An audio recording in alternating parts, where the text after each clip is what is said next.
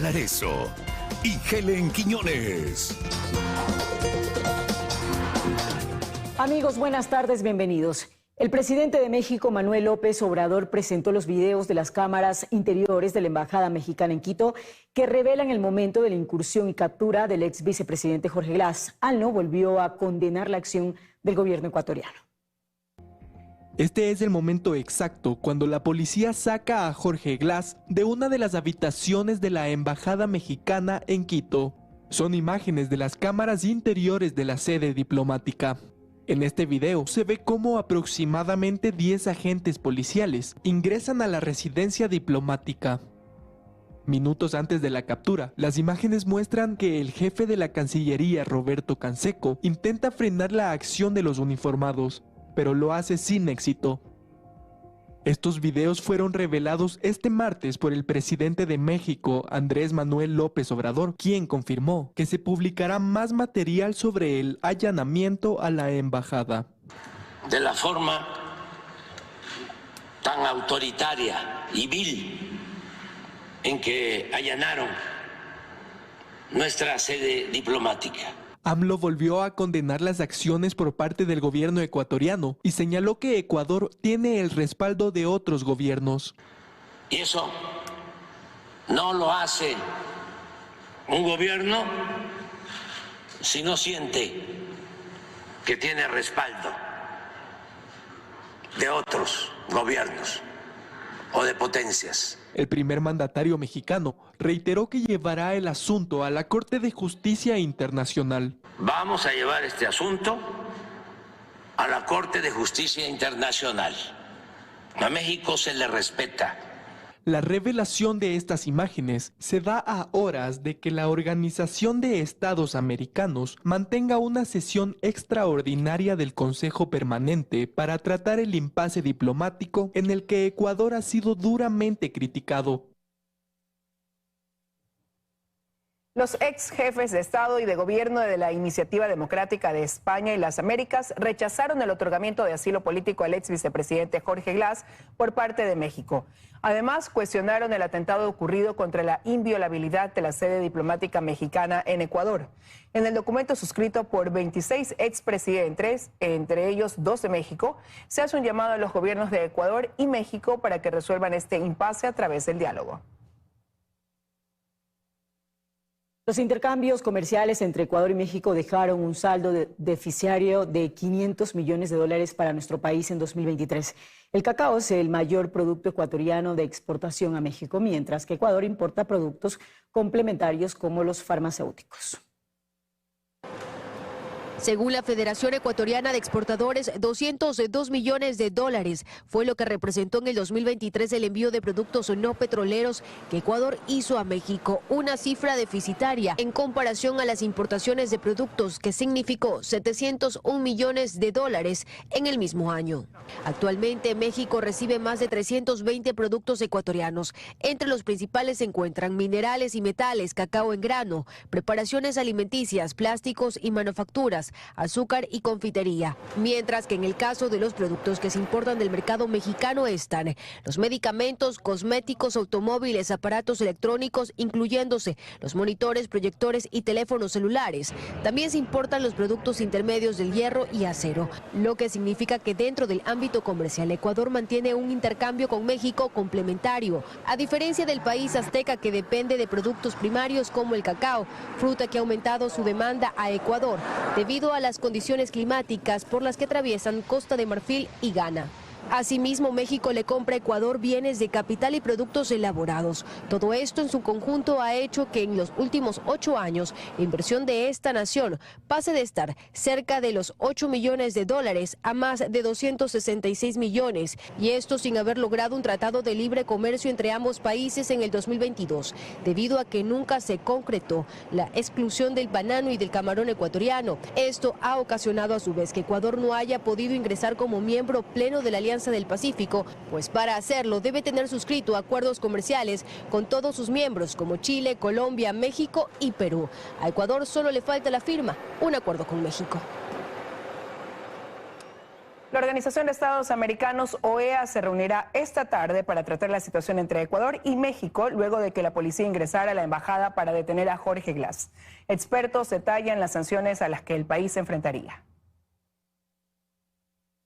A las 15 horas de este martes, la Organización de Estados Americanos, OEA, se reunirá por petición de Ecuador para tratar la reciente ruptura de relaciones diplomáticas con México, luego que la policía ingresara a la embajada en Quito para detener al ex vicepresidente Jorge Glass. Bajo el nombre Normas de las Relaciones Diplomáticas y del Asilo, los 32 Estados miembros analizarán las acciones de Ecuador, pero también el asilo concedido al ex vicepresidente, pese a que está sentenciado por delitos comunes. El Ecuador tenía la sartén por el mango, el Ecuador tenía la razón, no solo jurídicamente, sino moralmente.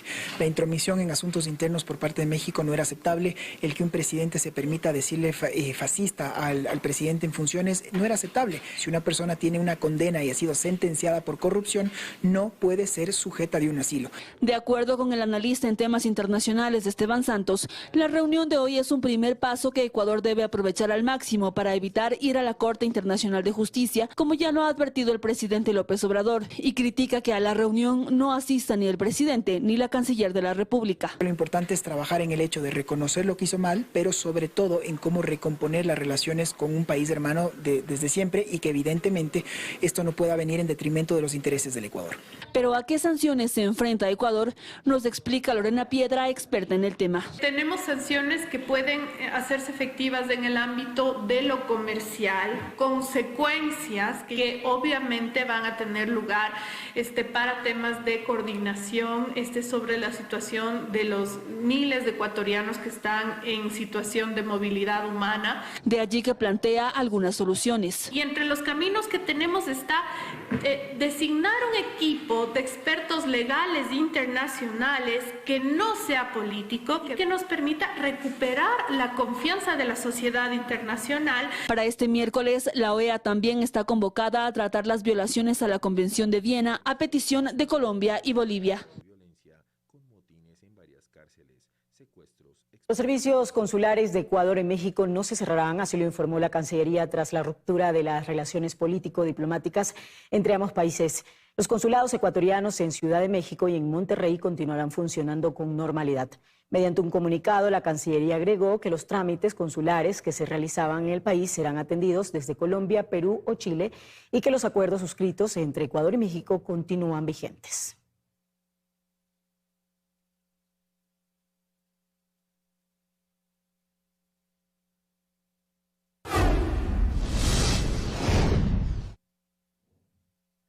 La canciller y los ministros de Defensa y de Gobierno están convocados a comparecer este miércoles en 2 comisiones de la Asamblea por lo ocurrido en la Embajada de México. Karen Aro está en el Palacio Legislativo para contarnos más. Hola, Karen. ¿Cómo están? Buenas tardes. Este miércoles la Asamblea Nacional retoma sus actividades normales luego del receso legislativo y lo hace con una convocatoria a comparecer a las autoridades que intervinieron en las decisiones en la irrupción a la Embajada de México, en donde se capturó al ex vicepresidente Jorge Glass. Están convocados la ministra de Gobierno Mónica Palencia, la canciller de la República y también el ministro de Defensa. A las 7 de la mañana y a las 8:20 son 2 diferentes comisiones a las que los han convocado. Todavía no se sabe si han confirmado o no su presencia. Por otro lado, es importante contarles que luego de este receso legislativo hay voces diferentes de cómo se podría reconfigurar una nueva mayoría aquí en la Asamblea. Pero en el siguiente reportaje yo les cuento. Veamos. Este miércoles regresan del receso legislativo en las comisiones de fiscalización y de relaciones internacionales de la Asamblea. Lo hacen con el llamado a comparecer a la canciller Gabriela Sommerfeld, el ministro de Defensa Giancarlo Logofredo y la de Gobierno Mónica Palencia, por lo ocurrido en la Embajada de México. La Comisión de Relaciones Internacionales es a quien le compete el conocimiento sobre estas relaciones diplomáticas que ahora están rotas. Yo creo que como legisladores tenemos la capacidad y la facultad y además la responsabilidad de saber cuáles fueron los entretelones de las decisiones. Pero el gobierno regresa a este segundo periodo legislativo con un aliado menos. Inés Alarcón, de la bancada de ADN, dice que no les preocupa ya no contar con los votos del correísmo, porque hubo leyes que ya se aprobaron sin su apoyo.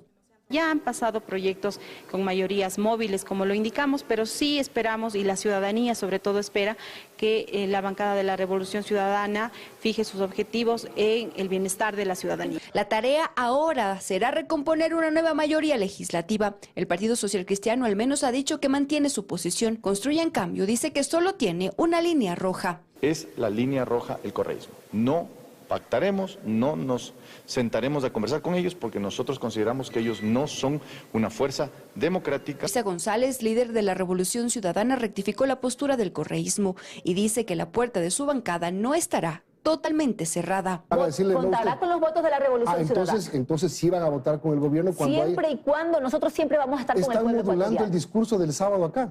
No. Claro. Nosotros estamos en la oposición porque hasta ahora no estamos viendo que resuelva los problemas de fondo del país. Los asambleístas independientes han decidido respaldar al gobierno. Miramos cada tema y si consideramos que es necesario, conveniente para el país, lo apoyamos. Las fuerzas políticas en asamblea se medirán ahora, el momento de votar. Bien, para finalizar, contarles que también la bancada de gobierno ha decidido presentar 3 solicitudes de juicios políticos a exfuncionarios del gobierno del expresidente Guillermo Lasso. Estos se suman a los que presentaron ya este último fin de semana el correísmo. Es la información a esta hora, compañeros. Continúan ustedes. Buenas tardes. Buenas tardes también para ti, Karen. Muchas gracias por la información. Ahora les contamos que el presidente Daniel Noboa realizó el lanzamiento del plan de vivienda Mi Linda Casa hasta finalizar su periodo de espera de entregar 45.000 viviendas de interés social. Nuestra compañera Belén Merizalde nos tiene la información desde la parroquia de Conocoto, esto es al suroriente de Quito. Belén, buenas tardes. Hola, ¿qué tal en estudio, amigos? Muy buenas tardes. Sí, el presidente Daniel Noboa llegó esta mañana aquí hasta Conocoto, pues en este punto se iniciará la construcción del primer proyecto inmobiliario que forma parte del programa Mi Linda Casa, con el cual el gobierno espera entregar alrededor de 45.000 viviendas hasta inicios del 2025. En el país todavía existe un déficit de viviendas de alrededor de 600.000. Escuchemos lo que dijo. Hoy presentamos el Plan Nacional de Vivienda 2024-2025, Mi Linda Casa, como una respuesta al déficit habitacional que afecta a más de la mitad de las familias ecuatorianas. Como parte de este plan, con el programa de financiamiento para vivienda Mi Casa Linda, brindaremos 6.000 créditos para vivienda. Además, beneficiaremos a 45.000 personas con viviendas 100% subvencionadas y con arrendamiento social para emergencias. También entregaremos 12.000 títulos de propiedad para regularizar el uso de suelo en el que han vivido por años con la incertidumbre de que algún día podrían arrebatarles por la falta de un documento legal. Las autoridades buscan a través de este programa impulsar 5 ejes, uno de ellos a través de la cooperación de la CAF con 130 millones de dólares que serán entregados a los gobiernos autónomos descentralizados para que actualicen sus catastros. Además hay otro proyecto con una inversión de 39 millones de dólares para la construcción de vivienda en sectores vulnerables para personas que tengan su propio terreno. Este proyecto iniciará ya en el mes de mayo y son 2.000 los beneficiarios. Finalmente, el primer mandatario sostuvo que se harán reformas a la ley para que los hijos de víctimas de femicidio puedan acceder a casa propia. Escuchemos. Estamos reformando la ley para que los hijos de las víctimas por femicidios y las personas que les cuidan puedan estar protegidos bajo el techo de una vivienda que le proporcione el Estado. El sector de la construcción aplaude este tipo de iniciativas, pero recalca que el país necesita seguridad y empleo para que los ciudadanos tengan interés de endeudarse y adquirir así su casa propia. Esa es la información que puedo compartir con ustedes a esta hora. Ustedes siguen con más. Muy buenas tardes. Buenas tardes también para ti, Belén. Muchas gracias. El ex vicepresidente Jorge Glass volvió la mañana de este martes a la cárcel de máxima seguridad La Roca tras superar un problema de salud ocasionado por la falta de ingesta de alimentos. El Servicio Nacional de Atención a Personas Privadas de la Libertad confirmó que Glass permaneció desde la tarde del 8 de abril en el Hospital Naval Sur de Guayaquil y que luego de presentar parámetros de salud aceptables y dentro de rangos de normalidad fue dado de alta. Más de una decena de vehículos de la Policía Nacional y de agentes de tránsito conformaron el operativo de seguridad que trasladó a Glass a la cárcel. Momento de hacer una pausa comercial, pero les invitamos para que continúen.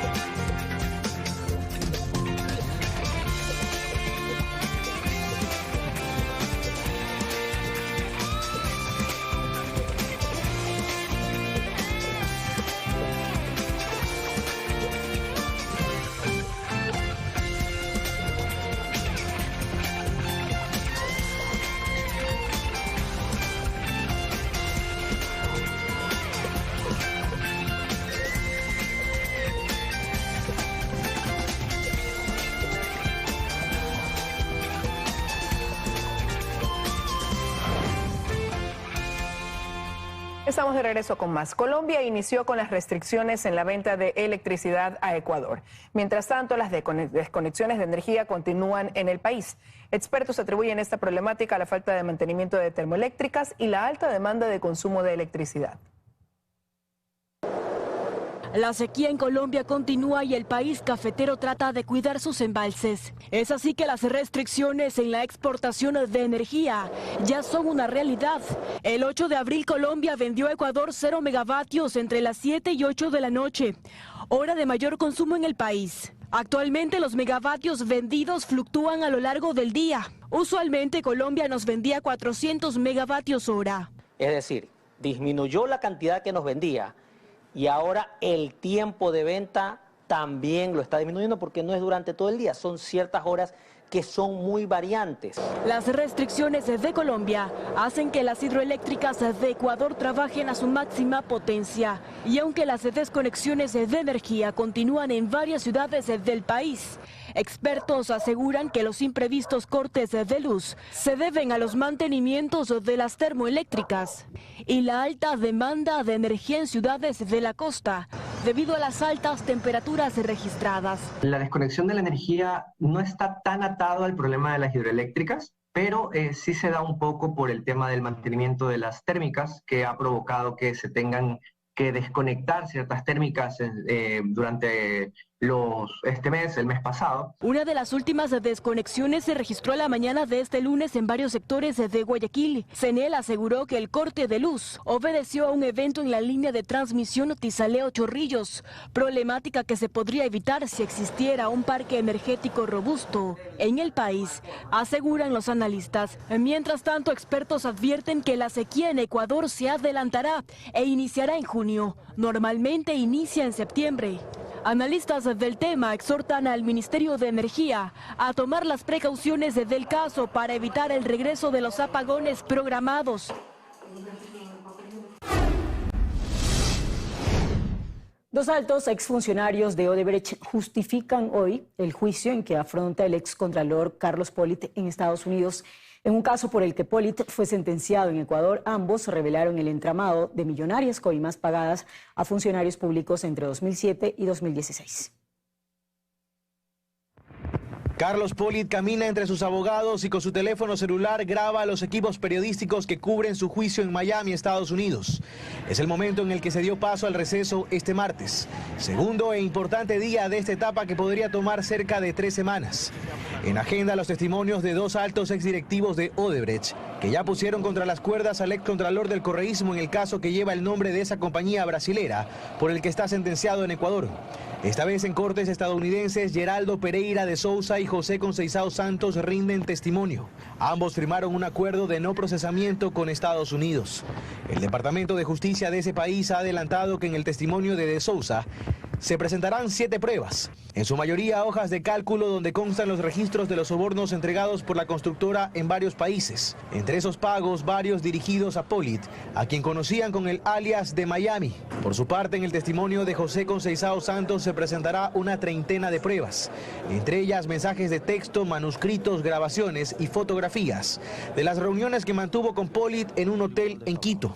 Y es que, una vez que el escándalo conocido como Lavallato estalló en Sudamérica, los exdirectivos de la constructora empezaron a soltar información respecto de las coimas que se habían pagado, y para ello habían recabado evidencia para conseguir acuerdos judiciales a cambio de cooperación. Entre esa evidencia, por ejemplo, una conversación revelada en 2017 con el excontralor Carlos Pollitt, cuando terminaba el gobierno de Rafael Correa y empezaba el de Lenín Moreno. Bueno saber que tú vas a seguir ahí como contralor, ¿no? Que eso es importante para nosotros, ¿no? Para el resto sí lo van a cambiar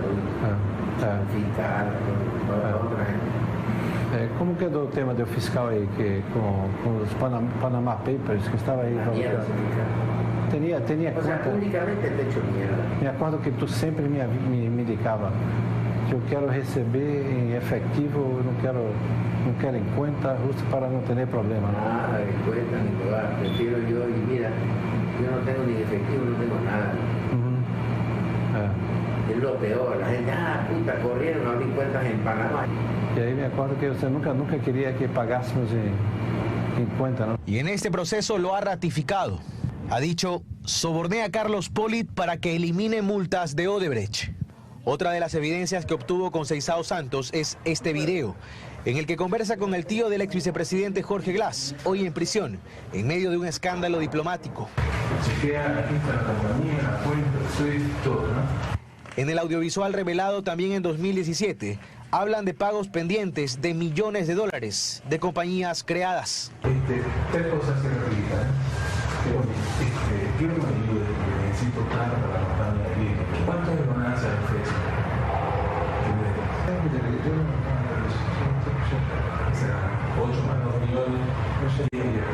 Los testimonios de ambos exdirectivos de Odebrecht también fueron parte clave del caso Sobornos 2012-2016, que sentenció al expresidente Rafael Correa y su círculo cercano. El concurso para defensor público está en la fase de impugnación ciudadana luego de casi 1 año y medio sin ver la luz. En el cuestionado proceso solo se evidencia una interminable pugna a la que llegan aspirantes involucrados en procesos penales e investigaciones.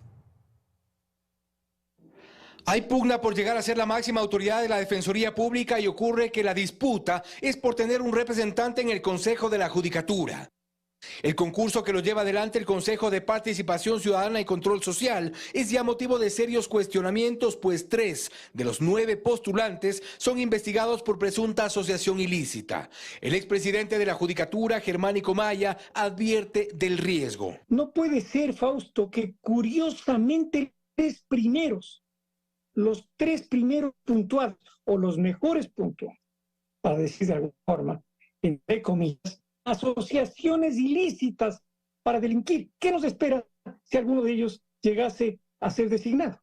En la fase inicial del concurso se postularon 54, han llegado 9 a la fase de impugnación. Lo insólito es que los 3 mejor puntuados de este proceso están inmersos en la investigación de Fiscalía. Nos referimos a Daniel Frías, Byron Guillén y Jorge Ballesteros.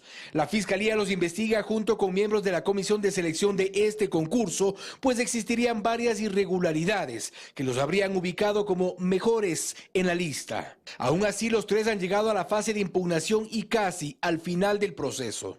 Todos quieren apropiarse de ello. ¿Por qué? Porque tras de esto está la manipulación política al sistema, a las garantías constitucionales que se menoscaban a menudo. No obstante, se trata de postulantes que tienen otros pendientes con la justicia. Daniel Frías, por ejemplo, tiene varios procesos legales y eso le restaría probidad. El segundo mejor puntuado es Byron Guillén, ex juez de la Corte Nacional de Justicia y mencionado en los chats del caso Metástasis. La Fiscalía incautó su vehículo en uno de los allanamientos. No obstante, Guillén ha dicho que no conoce a Elí Angulo, operador de Leandro Norero, quien lo menciona en los chats. El tercer postulante con mejor puntaje es Jorge Ballesteros, a quien se lo cuestiona por supuesto incumplimiento de requisitos para ser parte de este concurso. Se ha sembrado dudas sobre los certificados y documentos presentados en su postulación. A los 3, la Fiscalía los investiga precisamente por el concurso. No obstante, para todos se debe considerar la probidad notoria, idoneidad o eventual incumplimiento de requisitos sin los cuales no podrían o no deberían ni ser parte del concurso y menos ser autoridad. La Corte Constitucional notificó la sentencia con la que aprueba la desclasificación de 3 actas del Consejo de Seguridad Pública y del Estado COSEPE de marzo y abril de 2018, en los que consta información sobre el secuestro y asesinato de Javier Ortega, Paul Rivas y Efraín Segarra, miembros de un equipo periodístico de El Comercio. A pocos días de cumplirse 6 años del asesinato, la Corte decidió levantar las reservas de las actas. La sentencia incluye la desclasificación de los audios, las transcripciones y la lista de asistentes de las sesiones del COSEPE. Según el dictamen, la secretaria del COSEPE, actual ministra del Interior, tiene un plazo máximo de 30 días para entregar la información a los familiares de los periodistas. 628 detenidos dejan los más de 7.400 operativos militares desplegados en las provincias de Manabí, Guayas, Santa Elena y Galápagos, mientras duró el estado de excepción. El bloque de seguridad emprendió más de 7.400 operativos en las provincias de Manabí, Guayas, Santa Elena, Galápagos y Puerto Bolívar en El Oro. Esto en los últimos 90 días, tiempo en el que se mantuvo el estado de excepción con toque de queda. Así lo dio a conocer el Comando Conjunto de las Fuerzas Armadas la mañana de este martes. En cumplimiento a los decretos ejecutivos 110, 111 y 193. En estas 4 provincias y en la población de Puerto Bolívar, el bloque de seguridad logró decomisar cerca de 400 armas de fuego, entre ellas 146 de largo alcance, 71 traumáticas, 17.500 municiones, 570 explosivos y 1 tonelada de droga. También se logró la detención de 128 presuntos terroristas, muchos de ellos en delito flagrante. Se han retenido además 256 vehículos, 10 embarcaciones fluviales, 131 radiotransmisores, 533 celulares y prendas militares. Pero el bloque de seguridad también se desplegó en el sistema penitenciario, obteniendo el resultado del decomiso de al menos 184 armas de fuego, 35 de ellas armas largas. En lo que respecta a los centros carcelarios, tanto en Guayas como en Manabí, 67.642 municiones, es muy grande ese arsenal de municiones, 1.095 celulares, 124 kilos de sustancias sujetas a fiscalización, 25 radiotransmisores. Y aunque el estado de excepción finalizó, los operativos militares continuarán a nivel nacional ante la persistencia del conflicto armado interno, que ahora tendrá algunas limitaciones, como por ejemplo la inviolabilidad de domicilio. Por lo mismo estaremos siempre con la presencia policial. Ahora tendremos tal vez alguna situación flagrante y actuaremos inmediatamente. Desde el Comando Conjunto de las Fuerzas Armadas aseguraron que aunque no estamos en un estado de excepción vigente, los operativos continuarán. Hacemos una nueva pausa, pero cuando regresemos, altas temperaturas se registran desde hoy hasta el 12 de abril en Quito y Guayaquil. Además, la minería sigue siendo la principal fuente de trabajo en Zaruma. Un equipo de 24 horas acompañó a un grupo de trabajadores y les contamos los detalles al volver. Quédese junto a nosotros. Estamos de regreso con más. Uno de los trabajos con más antigüedad en Zaruma, provincia de El Oro, es la minería. Esta es una actividad que se convierte en una de las principales fuentes de economía para cientos de familias en ese cantón. Pero detrás de ese trabajo existen algunas dificultades a las que los obreros se exponen día a día. La minería ha sido parte de la historia y la economía de Zaruma por muchos años. Este trabajo envuelve mucho esfuerzo físico, pero también lo rodean algunos peligros. Pero para las personas que trabajan en este oficio ya es parte de sus vidas. Pero nosotros quisimos conocer más de esta actividad y mostrar cómo es el día a día de estos mineros. Aquí tenemos un nivel hacia la superficie de unos 40 metros. Mientras vamos ingresando, nos vamos internando más a la montaña, ¿no? Y tenemos un recorrido más o menos de unos 600, 700 metros en línea y sublínea. Mientras avanzábamos, en algunos tramos la luz es escasa, existe lodo y charcos de agua, lo que genera que la tierra sea resbalosa y provoque un poco de inestabilidad al momento de caminar. Pero también existen otras dificultades a los que estos mineros se exponen poco a poco. Una de ellas son los desprendimientos de rocas. Una vez que uno ingresa a la mina, estamos expuestos a cualquier peligro. Un deslizamiento, una caída de roca, o de pronto un resbalón. Una vez que ingresamos a la mina se nos queda todo. Acá es otro mundo, es otra vida. Siguiendo el recorrido dentro de la mina, mientras más avanzamos, el tema de la altura de la mina empieza a ser mucho más bajo, por lo que tenemos que ir prácticamente un poco más agachados. El dolor de la columna y las piernas se empieza a sentir. Luego de 20 minutos de caminar, llegamos al sitio donde este grupo de mineros empiezan a trabajar utilizando martillo y cincel. Carlos nos cuenta cuántos sacos llenos de roca al día colocan en estos vagones y cuál es el material que se puede extraer. 100, 200, según lo que se saque de abajo, según la producción de la barrenación. Es lo que se lleva al molino para producir el oro. Este tiene plata, cobre, zinc, algunos materiales. ¿Cuántos años tienes siendo minero? como unos 40. Toda la vida he trabajado en la mina. ¿Lo dejarías en algún momento? No, porque eso es lo que se hace. No hay otro sustento. Y al momento cuando llegas a casa, ¿qué dice la familia? Me reciben con un abrazo, un beso, mi señora. Un día más de labor que se ha cumplido y se llega con salud. Solo Dios sabe si volverás a salir. ¡Avisa! ¡Avisa! En esta mina trabajan alrededor de 30 personas. Al día realizan de 6 a 8 viajes con estos vagones, sacando estas rocas que contienen algunos minerales.